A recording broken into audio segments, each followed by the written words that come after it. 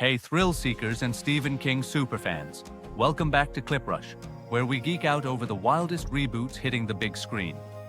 It's Thursday, November 13th, 2025, and tomorrow, that's Friday, November 14th, Edgar Wright's pulse-pounding remake of The Running Man explodes into theaters. And get this, the king of horror himself has given it his full, unreserved thumbs up. We're talking I love it vibes from Stephen King. If you're hyped for this dystopian dash, smash that like button, subscribe for more movie deep dives, and let's break it all down in under 4 minutes. Buckle up. This one's a game changer. First off, a quick rewind for the uninitiated. Back in 1982, Stephen King, writing as his alter ego Richard Bachman, dropped The Running Man, a chilling novella about Ben Richards, a desperate everyman in a crumbling 2025 America who enters a deadly TV game show to save his sick daughter. Contestants run for their lives in a lawless zone, hunted by killers for ratings and cash. It's the Hunger Games meets Survivor on steroids, with King's razor-sharp take on media manipulation, inequality, and tech overlords. Eerily prescient, right? Especially now. Fast forward to 1987. Arnold Schwarzenegger turns it into a campy action flick. Think cheesy one-liners, over-the-top stalkers, and Arnie quipping, "He had to split." It was a blast, grossed over $38 million, but it strayed way from the book's bleak tone. King? He tolerated it. Enter 2025.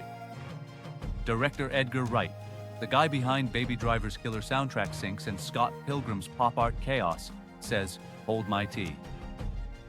This isn't a straight remake of Arnie's version, it's a fresh adaptation straight from King's novel, amped up with Wright's signature style. So what's different this time? Wright co-wrote the script with Michael Bacall, dialing back the 80s cheese for a grittier, more faithful vibe. The book's desperate dad-on-the-run core stays intact, but expect Wright's flair. Whip-smart editing, a killer playlist, that trailer's got an ELO remix of Don't Bring Me Down, and action sequences that pop like fireworks. Filming wrapped in March after shooting at Wembley Stadium for one epic chase, and the cast, oh man, it's stacked. Leading the pack, Glen Powell as Ben Richards. Yeah, Top Gun. Maverick's cocky charmer and Hitman's rom-com king. Now sweating it out in a death game, Powell had to audition the hard way. King personally watched Hitman overnight to greenlight him. Powell spilled to Variety, "I had to wait, and hope I still had the role in the morning." Talk about pressure. Then Josh Brolin as the slimy producer Damon Killian, channeling that Dune menace to keep ratings sky high. Sofia Boutella's in as the fierce rebel ally with killer moves. Carl Glusman as Ben's tag team contestant buddy. Josh O'Connor from Challengers as a hunter, and get this, Catherine Hunter voicing the AI overlord, chilling. Even Arnold Schwarzenegger's reacted positively, calling it a worthy update. But the real headline, Stephen King's seal of approval. Wright emailed the master before New York Comic Con's panel last month, asking if he could share King's take. King's reply, "Like it? I love it." He added, "It's faithful enough to the book to keep the fans happy, but different enough to make it exciting for me." High praise from a guy who's roasted adaptations like The Shining King, even approved the final draft. No notes, just love. Wright told Superhero Hype the themes hit harder in 2025. Folk news, surveillance state, reality TV gone rogue. It's like King predicted our TikTok doom-scrolling era. Early buzz?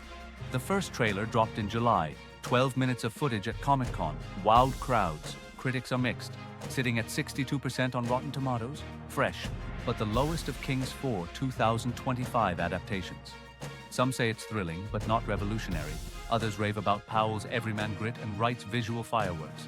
Still, it caps a banner year for King flicks. Perfect fresh record across the board. Runtime's a tight 2 hours 13 minutes. Rated R for intense violence and language. If you're chasing that high-stakes adrenaline, this is your ticket. There you have it, The Running Man remake. King's blessing, Wright's wizardry, and Powell's powerhouse turn dropping tomorrow. Who's running to theaters first? Drop your hot takes in the comments. Team Arnie or Team Powell? Hit like if you're pumped, subscribe for spoiler-free reviews next week, and ring that bell. Thanks for watching. Stay spooky, stay speedy. Peace.